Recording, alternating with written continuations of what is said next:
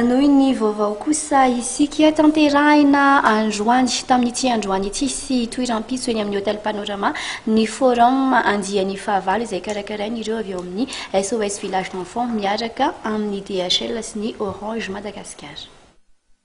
Tanora eo amin'ny 500 avy amin'ny SOS Village d'Enfants no atenenao tonga mandritra ny fikeonandoha lehibe momba ny asa andian'ny fahavalo sy tanterahana eny amin'ny hôtel Panorama androany sy rapitso. Tanjona amin'izany ny fampahafantarana ireo tanora ny tontolon'ny asa sy ny ahafahan'izy ireo mifampiresaka mivantana amin'ireo tompona andraikitra amin'ireo karazana sehatra maro. Ka anisany ampiavaka ity hetsika ity ny fanahisana ireo tanora hafa hitsidika ity trano eva ity izay tanterahana eny amin'ny hôtel Panorama. Ny hetsika nataon'ny SOS Village d'Enfants izay iarahany amin'ny DHL sy ny Orange Solidarité dia natao forum de métier andian'ny fahavalo amin'ny taona 2024 zany hoe tanjona amin'io dia miezaka mampahafantatra an'ireo tanora izay andraiketany SOS Village d'Enfants ny tontolon'ny asa misy eto Madagasikara dia tsy izany eto zay fa hatramin'ny tontolon'ny asa mety azo atao any ivelany. Rehefa hita izay tontolon'ny asa zay dia misafidy ny ankizy hoe inona ny asa mety aminy aiza izy no hianatra ahafahany mahazo ny mari-pahaizana hidirany zareo ny sehatry ny asa.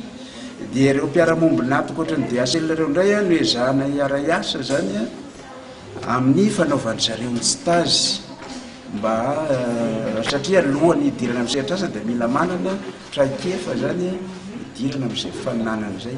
Dia ny DHL tsy manohana hoe mandray manao stage ihany fa manohana ara-bola amin'ny fiatohana amin'ireo tanora ireo koa. Ny DHL dia anisan'ny mpiara-miasa akaiky ny SOS Village d'Enfants. Izy ihany koa dia manome fianaran-draharaha 3 volana ho an'ireo tanora amin'ny SOS Village d'Enfants. Ka tamin'ity fanatanterahana ity fionan-doha ity dia eny ireo tanora no natolorina mari-pahaizana. Io le atao hoe parrainage ny mpiasan'ny DHL zany nandray an'ireo ankizy ireo tena hoe volontariat le izy.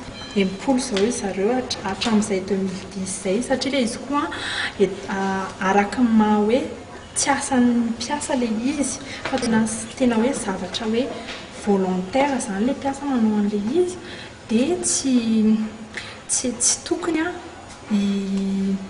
hiantefany amin'ny resaka hoe performance ny ankizy zany hoe tsy hoe tamin'ny fotoana izy esany fa variana manao an'le parrainage izy dia tena mitady fotoana mihitsy izy ao anatin'ny semaine hoe amin'izao any afaka mandray an'le ankizy izao malalaka dia izao izy asaina tonga aty dia ny ataony amin'izay fotoana izay manazava ny asany amin'ilay ankizy izy satria araka ny teniko teo ny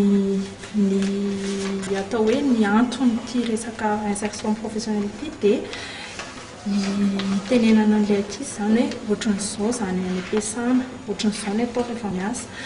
Ho an'ireo avy amin'ny DHL dia misy avalo izy ireo no mampafantatra ny sehatra asa misy azy avy sy ny dingana nolalovany. Araka ny efa nambara dia manome fianaran-draharaha ho an'ireo tanora ny DHL ka misy aminazy ireo dia mandray ny asa avy hatrany anivon'ity orinasa ity.